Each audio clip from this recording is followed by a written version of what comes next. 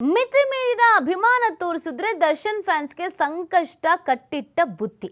ವಾಹನಗಳ ಮೇಲೆ ಮನ ಬಂದಂತೆ ಬರ್ಸ್ಕೊಂಡ್ರೆ ಮುಗೀತ್ ನಿಮ್ ಕಥೆ. ಅಭಿಮಾನ ಇದೆ ಅಂತ ಬೇಕಾಬಿಟ್ಟಿ ಸ್ಟಿಕ್ಕರ್ ಅಂಟಿಸಿದ್ರೆ ಸಂಕಷ್ಟ. ದರ್ಶನ್ ಅಂಧ ಅಭಿಮಾನಿಗಳಿಗೆ ಟ್ರಾಫಿಕ್ ಪೊಲೀಸರು ಖಡಕ್ ಎಚ್ಚರಿಕೆ ಕೊಟ್ಟಿದ್ದಾರೆ. ಹುಚ್ಚ ಅಭಿಮಾನ ವಿರುದ್ಧ ಕೇಸ್ ಹಾಕೋಕೆ ಆರ್ಟಿಒ ಮುಂದಾಗಿದೆ.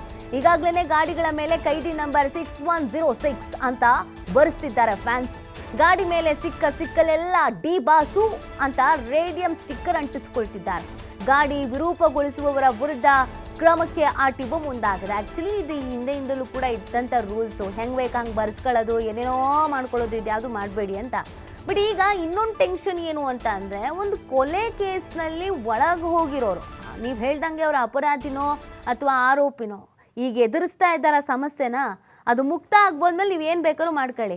ಈ ಕೈದಿ ನಂಬರ್ ಕೊಟ್ಟಿದ್ರಲ್ಲ, ಅದೂ ಕೂಡ ಕೆಲವರು ಗಾಡಿ ಮೇಲೆ ಸ್ಟಿಕ್ಕರ್ ಹಾಕ್ಕೊಂಡಿದ್ರು. ಇವ್ರು ಏನಾದರೂ ಇದನ್ನು ಯಾವುದೋ ಒಂದು ಪ್ರಶಸ್ತಿ ಕೊಡ್ತಾ ಇದ್ದಾರೆ ಅಂತ ಭಾವಿಸಿದ್ರು, ಇದೊಂದು ಪ್ರಶಸ್ತಿ ಅಂತ ಭಾವಿಸಿದ್ರು ಗೊತ್ತಿಲ್ಲ. ಸೊ ಅದನ್ನೆಲ್ಲ ಹಾಕ್ಕೊಂಡಿದ್ರು. ಈಗ ಖಡಕ್ಕಾದಂಥ ಎಚ್ಚರಿಕೆಯನ್ನು ಕೊಟ್ಟಿದ್ದಾರೆ. ಈ ಥರದ್ದೆಲ್ಲ ಮಾಡೋಂಗಿಲ್ಲ, ಮಾಡಿದರೆ ಏನು ಕ್ರಮ ಕೈಗೊಳ್ಳಬೇಕು ಅಂತ ಗೊತ್ತು, ಆ ಕ್ರಮನ ಕೈಗೊಳ್ತೀವಿ ಅಂತ. ಬಿಕಾಸ್ ಕೆಲವರಿಗೆ ಇಲ್ಲಿ ಜವಾಬ್ದಾರಿ ಅನ್ನೋದು ಇಲ್ಲ. ಅವರು ಈ ದೇಶ ನಡೀತಾ ಇರೋದು ಅಥವಾ ಈ ಸಮಾಜ ನಡೀತಿರೋದೇ ನಮ್ಮ ಬಾಸಿಂದ ಅಂತ ಅರ್ಥ ಮಾಡ್ಕೊಂಡ್ಬಿಟ್ಟಿದ್ದಾರೆ, ಅಥವಾ ಆ ಥರದಲ್ಲಿ ಬಾಳ್ತಾ ಇದ್ದಾರೆ. ಆದರೆ ಈ ಯುವ ಸಮುದಾಯ ನಡೀತಾ ಇರೋ ದಾರಿ ಇದೆಯಲ್ಲ, ಅದ್ರ ಬಗ್ಗೆ ಗಂಭೀರವಾಗಿ ನಾವು ಪ್ರಶ್ನೆ ಮಾಡಬೇಕು. ಮನೇಲಿರೋ ಪೋಷಕರು ಕೂಡ ಪ್ರಶ್ನೆ ಮಾಡಬೇಕು.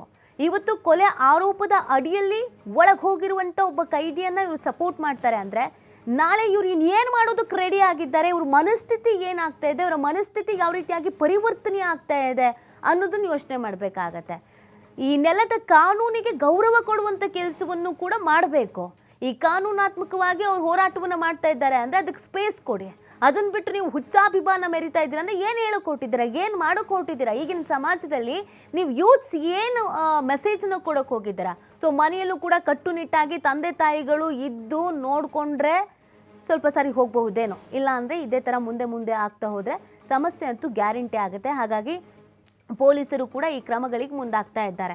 ಇವರೆಲ್ಲ ತಂದೆ ತಾಯಿ ಮಾತು ಕೇಳ್ತಾರೆ ಅನ್ನೋದೇ ಡೌಟು.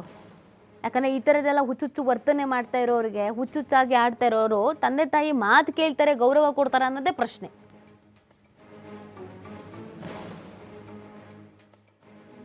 ಫಲಕಗಳ ಮೇಲೆ ಯಾವುದೇ ರೀತಿಯಾದ ವಿರೂಪವಾಗಿ ಅಥವಾ ಡಿಸೈನ್ ಆಗಿ ಅಥವಾ ಯಾವುದೇ ರೀತಿ ಮಾಡಲಿಕ್ಕೆ ಕಾನೂನಿನಲ್ಲಿ ಅವಕಾಶವಿಲ್ಲ. ಮೋಟಾರ್ ವಾಹನ ಕಾಯ್ದೆ ಅಡಿಯಲ್ಲಿ ಏನು ಅದಕ್ಕೆ ಒಂದು ಡೈಮೆನ್ಷನ್ ಅಂತ ಕೊಟ್ಟಿದೆ. ಸೊ ಅಕಾರ್ಡಿಂಗ್ಲಿ ನಾವು ಅದನ್ನ ಡಿಸ್ಪ್ಲೇ ಮಾಡಬೇಕು. ಅದು ಬಿಟ್ಟು ಅದ್ರ ಮೇಲೆ ಏನೇ ರೀತಿಯಲ್ಲಿ ವಿರೂಪ ಮಾಡುವಂತಹ ಕಾರ್ಯ ಅಥವಾ ಆ ಥರದ ಒಂದು ಏನು ಡಿಸ್ಪ್ಲೇ ಮಾಡಿಕೊಂಡು ವಾಹನಗಳನ್ನ ಚಲಾವಣೆ ಮಾಡ್ತಿದ್ರೆ ಕಾನೂನು ಪ್ರಕಾರ ಅವ ಮೇಲೆ ವಿರುದ್ಧವಾಗಿ ಪ್ರಕರಣಗಳನ್ನು ದಾಖಲೆ ಮಾಡಿ ಸೊ ದಂಡವನ್ನು ವಸೂಲಿ ಮಾಡಿ ಸ್ಥಳದಲ್ಲೇ ಅಂತಹ ಒಂದು ವಾಹನಕ್ಕೆ ಅಳವಡಿಸಿದಂತ ಏನು ನಂಬರ್ ಪ್ಲೇಟ್ಗಳನ್ನ ನಾವು ಸಾಧ್ಯವಾದಷ್ಟು ಅಲ್ಲೇ ಬಿಚ್ಚಿಬಿಡ್ತೇವೆ.